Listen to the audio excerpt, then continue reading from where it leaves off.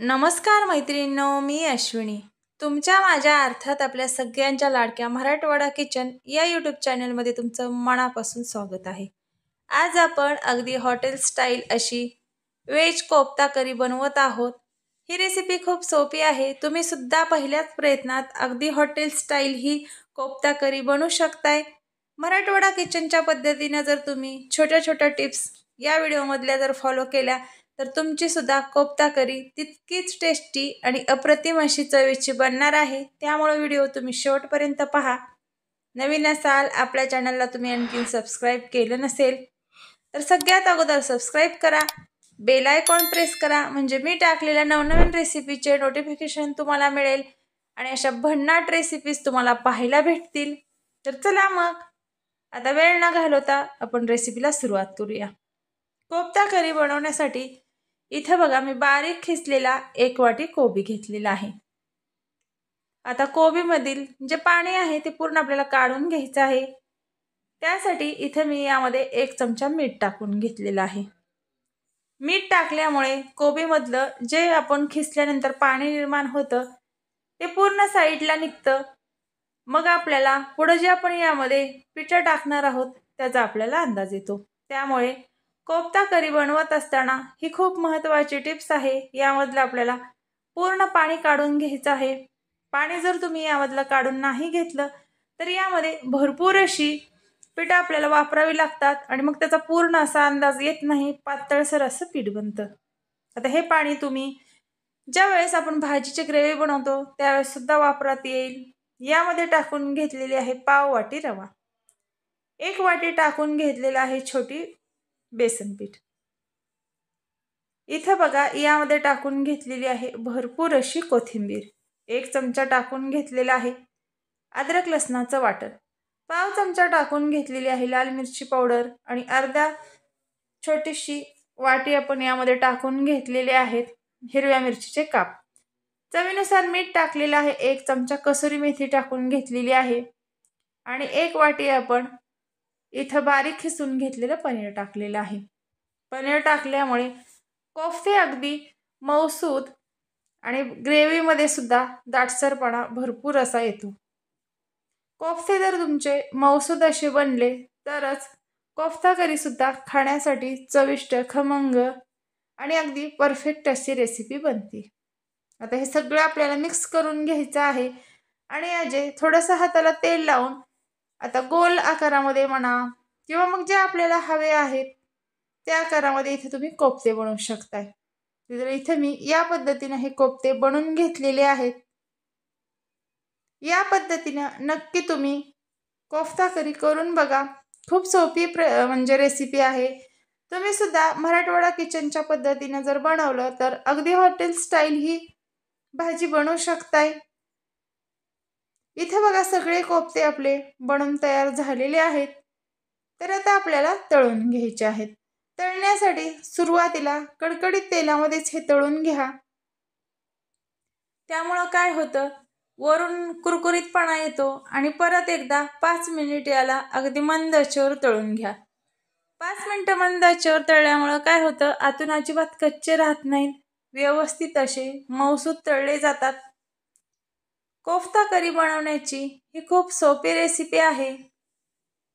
आता यामध्ये तुम्ही इतर भाज्या सुद्धा ॲड करू शकताय. ज्यावेळेस आपण कोबी टाकलेला आहे त्यावेळेस यामध्ये तुम्ही तुमच्या आवडीनुसार इतर भाज्या सुद्धा वापरू शकता. या पद्धतीनं इथं बघा आपले कोफ्ते तळून तयार झालेले आहेत. आता यासाठी आपल्याला एक वाटण बनवून घ्यायचं आहे. त्यासाठी मी टोमॅटो 2 चिरून घेतलेले आहेत, 10-12 लसणाच्या पाकळ्या आणि एक 10-12 काजू घेतलेले आहेत. आता कलर छान येण्यासाठी ग्रेव्हीला 1 चमचा बेडगी मिरची लाल पावडर टाकलेली आहे. तर इथे बघा या पद्धतीनं अजिबात यामध्ये पाण्याचा वापर न करता बारीक अशी याची ग्रेव्ही बनवून घेतलेली आहे. आता इथे मी एका डिशमध्ये 2 चमचे दही घेतलेलं आहे. दही अजिबात आंबट वापरू नका, फ्रेश घ्या. आंबट जर दही असेल तर भाजीची चव ही आंबट लागते. त्यामुळे तुम्ही इथं दही हे फ्रेशच वापरा. त्यामध्ये कसुरी मेथी 2 चमचे टाकून घेतलेली आहे, पाव चमचा हळद टाकलेली आहे, पाव चमचा लाल मिरची पावडर, 1 चमचा सुहाणा मसाला आणि 1 चमचा पनीर मसाला, 1 चमचा बेडगी मिरची लाल पावडर टाकून घेतलेली आहे. आता सगळं आपल्याला हे व्यवस्थित फेटळून घ्यायचं आहे. हे मसाले दह्यामध्ये पूर्ण एकजीव करून घ्यायचे आहेत. तुम्ही इथं साईच्या दह्याचा वापर केला तर अप्रतिम अशी करी कोफ्त्याची चव लागते. तर इथे बघा, आता पूर्ण आपल्याला हे सगळं फेटळून घ्यायचं आहे या पद्धतीनं. तर दोन्हीही पद्धतीचे इथे आपल्या ग्रेव्ही तयार झालेले आहेत. तर आता आपल्याला फोडणी देण्यासाठी जे तळून शिल्लक राहिलेलं तेल होतं ते मी थोडंसं यामध्ये फोडणीसाठी वापरलेलं आहे. पाव चमचा जिरं टाकलेलं आहे, 1 चमचा अद्रक लसणाची पेस्ट आणि 2 चमचे इथं बारीक कट करून घेतलेली हिरवी मिरची टाकलेली आहे. इथं बघा, यामध्ये अद्रक लसणाची पेस्ट आपण टाकल्यामुळे भाजीला चव अतिशय छान अशी लागते आणि जो लसण अद्रकचा फ्लेवर असतो तो तडका मस्त असा भाजीला बसतो.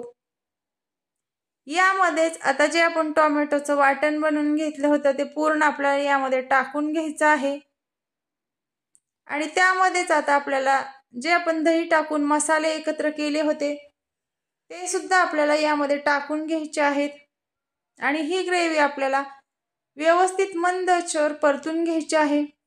कुठल्याही भाज्या किंवा मसाले किंवा मग ग्रेव्ही तुम्ही जर परतत असाल तर ते नेहमी मंद आचेवर परतून घ्यायची. त्यामुळे व्यवस्थित ही परतली जाती आणि खाली डागली सुद्धा जात नाही आणि भाजी सुद्धा तुम्ही जर जे मसाले व्यवस्थित परतून घेतले तर खाण्यासाठी सुद्धा चांगली लागते.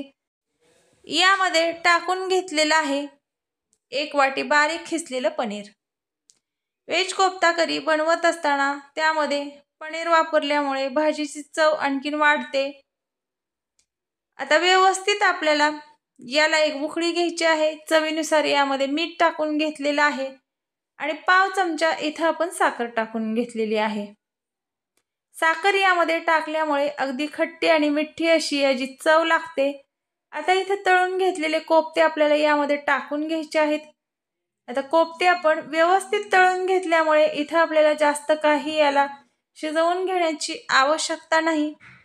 अगदी एक 5 ते 6 मिनिट तुम्ही याला एक हलकीशी उकळी घेतली तरी चालेल.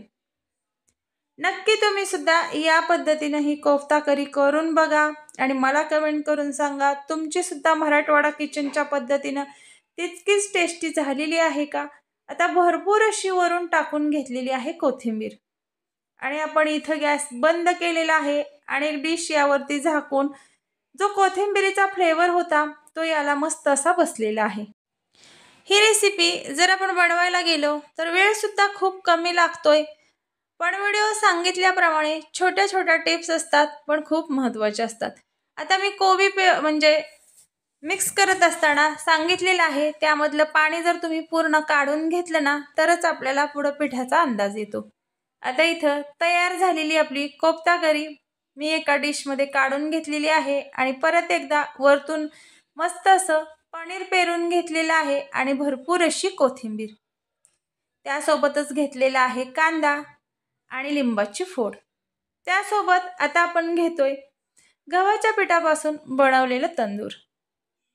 तर ही तुम्ही तंदूर, नान, भाकरी किंवा पोळी कशासोबत ही तुमच्या आवडीनुसार खाऊ शकता किंवा राईस सोबत सुद्धा ही भाजी तुम्ही खाऊ शकता. तर नक्की तुम्ही ट्राय करा. आपल्या मराठवाडा किचनला आणखीन तुम्ही सबस्क्राईब केलं नसेल तर सगळ्यात अगोदर सबस्क्राईब करा, बेल आयकॉन प्रेस करा, म्हणजे तुमच्यापर्यंत आपल्या मराठवाडा किचनमध्ये ज्या रोज नवनवीन पारंपरिक आणि अशा हटके रेसिपीज बनतात त्या तुमच्यापर्यंत पोहोचतील आणि तुम्ही सुद्धा घरी अशा अप्रतिम चवीच्या रेसिपीज बनवू शकताय. तर चला मग मैत्रिणींनो, भेटू आपण पुढील अशीच काहीतरी नवीन भन्नाट अशी रेसिपी घेऊन.